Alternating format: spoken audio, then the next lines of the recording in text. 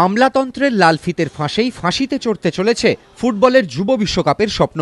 2017 যুব বিশ্বকাপ আয়োজনের জন্য ভারতের বিড ঘিরেই অনিশ্চয়তা। বিশ্বকাপ আয়োজনের বিড করার জন্য ফিফার ডেডলাইন 15ই নভেম্বর। অনূর্ধ্ব 17 বিশ্বকাপ প্রথমবার ভারতে করতে বাড়তি উদ্যোগ নিয়েছিলেন প্রফুল্ল প্যাটেল।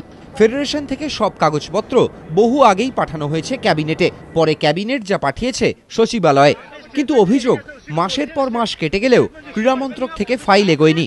এআইএফএফ আশঙ্কায় আমলাদের মনোভাব নিয়ে অনেক সময় লেগে যাবে এবং 15ই নভেম্বরের মধ্যে ভারত বিড জমা দিতে পারবে না এবং একটা লাল ফিতের ফাঁসে ভারতীয় ফুটবলের ফাঁসি হবে।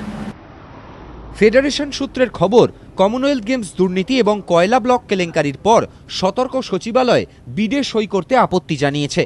ফেডারেশনের সভাপতি স্বয়ং প্রফুল্ল প্যাটেল তাই ফিফার কাছে বিড জমা দিতে হাতে যখন মাত্র 15 দিন সময়, তখন নিজের উদ্যোগে ক্রীড়ামন্ত্রী জিতেন্দ্র সিংহের সঙ্গে আলোচনা চালাচ্ছেন প্যাটেল।